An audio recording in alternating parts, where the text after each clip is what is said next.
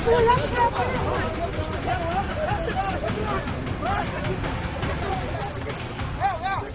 अपनी बहन सुश्री बहन कुमारी मायावती जी अपनी नेता का दिल से धन्यवाद देता हूं, दिल से शुक्र।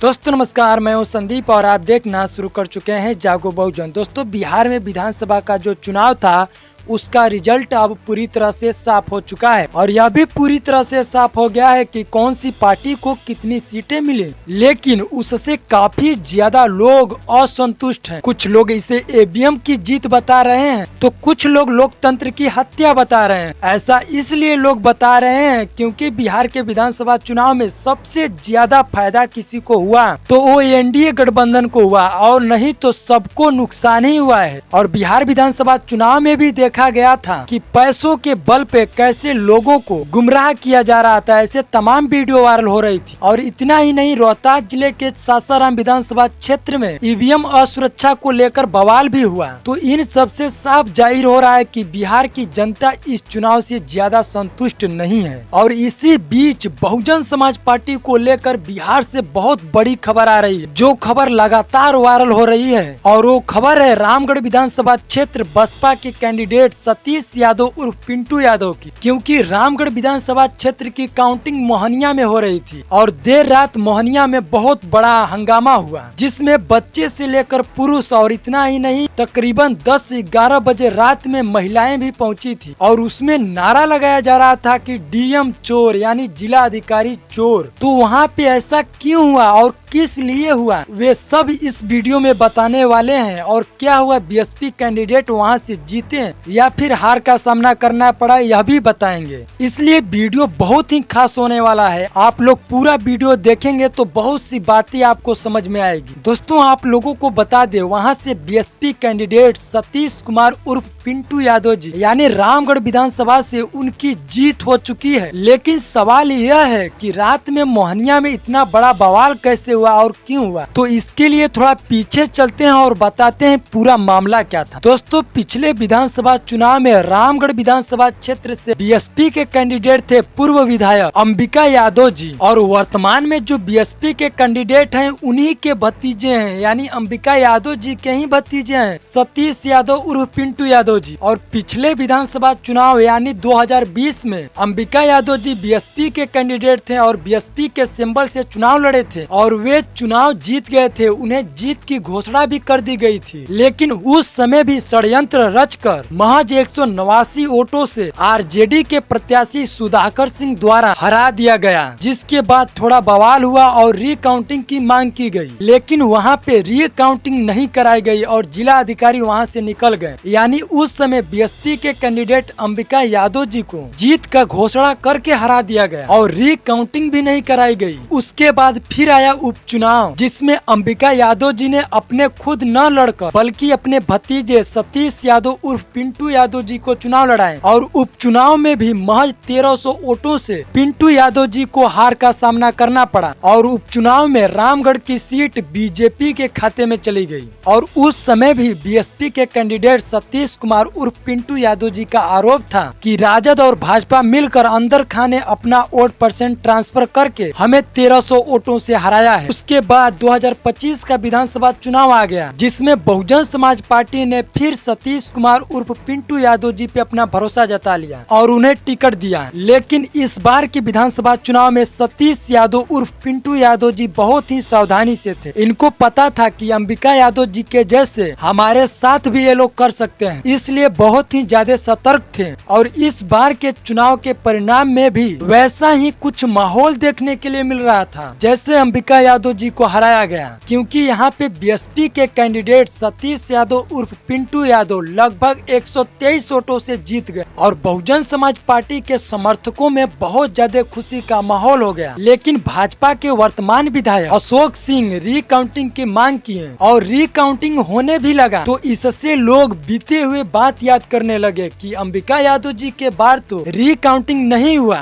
फिर भी जब पिंटू यादव जी ने चुनाव जीत रहे हैं तो रीकाउंटिंग कराया जा रहा है। और हैरान कर देने वाली बात यह है कि जब रिकाउंटिंग हुई तो बीएसपी कैंडिडेट के वोटों में भी सेंधमारी की गई, लेकिन फिर भी 30 से 38 वोटों से बीएसपी के कैंडिडेट जीत रहे थे, यानी रिकाउंटिंग में भी जीत गए। लेकिन बात यहाँ फंस गई कि उनकी जीत हो जाने के बाद भी जीत का सर्टिफिकेट नहीं दिया गया। सिर्फ बीएसपी के कैंडिडेट को हराने के लिए उलूल जुलूल की बातें की जा रही थी और तीसरी बार रिकाउंटिंग कराने की तैयारी चल रही थी। तब जाकर बीएसपी कैंडिडेट को समझ में आया कि ये सभी लोग बिक चुके हैं। तब सतीश यादव उर्फ पिंटू यादव जी ने तुरंत बीएसपी के राज्यसभा सांसद रामजी गौतम जी के यहाँ इसकी सूचना दी है। तब बीएसपी के राज्यसभा सांसद रामजी गौतम जी ने तुरंत ट्वीट करके इस पर संज्ञान लेने की मांग की और ये खबर जैसे ही रामगढ़ विधानसभा क्षेत्र में पहुंची तभी देर रात में ही आम पब्लिक, जिसमें नौजवान और बच्चे, बुजुर्ग और महिलाएं भी शामिल थे, पूरे क्षेत्रवासी अपने साधन से वहां पे काफी ज्यादा संख्या में पहुंचने लगे और लगभग 10 से 11 बज गए रात, फिर भी बीएसपी कैंडिडेट को सर्टिफिकेट नहीं दिया जा रहा था। उसके बाद बीएसपी के जो समर्थक थे, आम पब्लिक थे, वे लोग जान की बाजी लगाने लगे और वहाँ पे बहुत ज्यादा बवाल हुआ, तोड़ फोड़ भी की गई। रात में ही पूरा मोहनिया को जाम कर दिया गया बीएसपी समर्थकों के द्वारा और बीएसपी के कैंडिडेट लगातार मांग कर रहे थे सर्टिफिकेट का, लेकिन जीत का सर्टिफिकेट उनको नहीं दिया जा रहा था। तब उन्होंने भी ठान लिया कि धन बल का प्रयोग नहीं करने देंगे, चाहे हम लोगों की जान क्यों ना चली जाए। तब तक यह बताया जा रहा है कि बीएसपी सुप्रीमो बहन कुमारी मायावती जी के पास भी पहुंच गई और जब बीएसपी सुप्रीमो बहन कुमारी मायावती जी ने एक्शन ली तब जाकर तकरीबन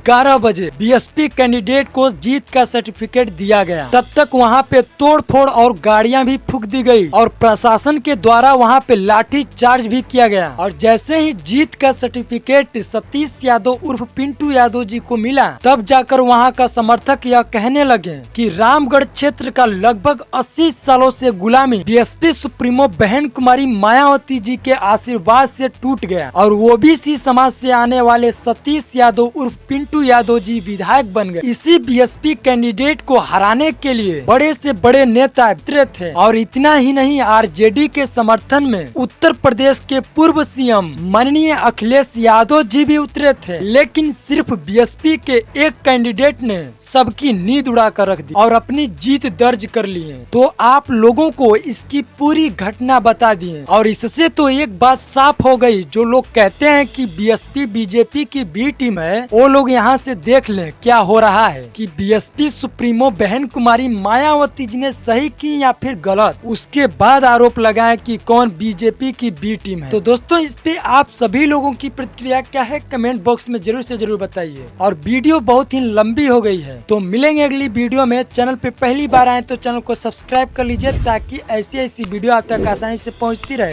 तब तक के लिए जय भीम, जय भारत, जय संविधान, जय मूल्यवान, नमो बुद्धाय।